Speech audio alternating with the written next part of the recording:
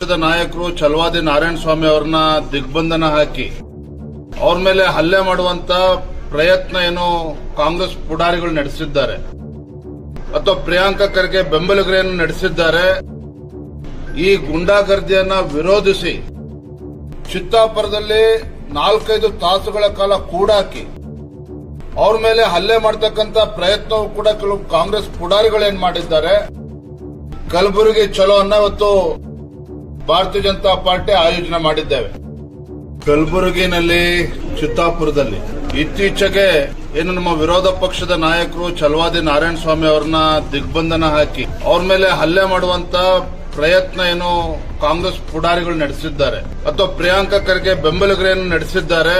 ಈ ಗುಂಡಾಗರ್ದಿಯನ್ನ ವಿರೋಧಿಸಿ ಇವರ ಪಾಳುಗಾರಿಕೆಯನ್ನ ವಿರೋಧಿಸಿ ಛಲವಾದಿ ನಾರಾಯಣ ಸ್ವಾಮಿ ಅವರು ಪ್ರವಾಸವನ್ನ ಕೈಗೊಂಡಾಗ ಏನೊಂದು ಹೇಳಿಕೆಯನ್ನ ನೀಡಿದ್ದಾರೆ ಅಂತ ಹೇಳಿ ಅದನ್ನ ವಿರೋಧಿಸಿ ಒಬ್ಬ ದಲಿತ ಮುಖಂಡನನ್ನ, ವಿರೋಧ ಪಕ್ಷದ ನಾಯಕರನ್ನ ಚಿತ್ತಾಪುರದಲ್ಲಿ 4-5 ತಾಸುಗಳ ಕಾಲ ಕೂಡಾಕಿ ಅವ್ರ ಮೇಲೆ ಹಲ್ಲೆ ಮಾಡತಕ್ಕಂತ ಪ್ರಯತ್ನವೂ ಕೂಡ ಕೆಲವು ಕಾಂಗ್ರೆಸ್ ಪುಡಾರಿಗಳು ಏನ್ ಮಾಡಿದ್ದಾರೆ.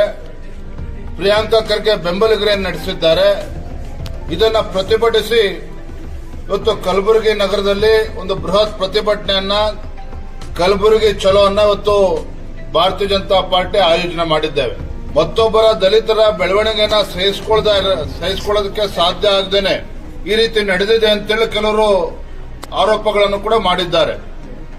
ಆದ್ರೆ ಒಂದಂತೂ ಸತ್ಯ, ರಾಜ್ಯದಲ್ಲಿ ಕಾಂಗ್ರೆಸ್ ಸರ್ಕಾರ ಬಂದಾಗಿನಿಂದ ಗುಲ್ಬರ್ಗಾ ಜಿಲ್ಲೆನಲ್ಲಿ ಮತ್ತು ಕಲ್ಯಾಣ ಕರ್ನಾಟಕದಲ್ಲಿ ಯಾವ ರೀತಿ ಆತ್ಮಹತ್ಯೆಗಳು ನಡೀತಾ ಇದ್ದಾವೆ, ಕೊಲೆಗಳು ಯಾವ ರೀತಿ ನಡೀತಾ ಇದೆ, ಮರಳು ದಂಧೆ ಯಾವ ರೀತಿ ನಡೀತಾ ಇದೆ, ಕಾನೂನು ಸುವ್ಯವಸ್ಥೆ ಸಂಪೂರ್ಣವಾಗಿ ಹದಗೆಟ್ಟಿರ್ತಕ್ಕಂಥದ್ದು.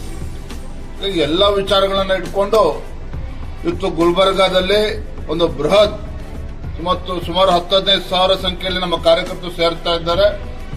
ಈ ಪಾಳಗಾರಿಕೆಯನ್ನ ವಿರೋಧಿಸಬೇಕು ಅಂತೇಳಿ ನಾವು ಭಾರತೀಯ ಜನತಾ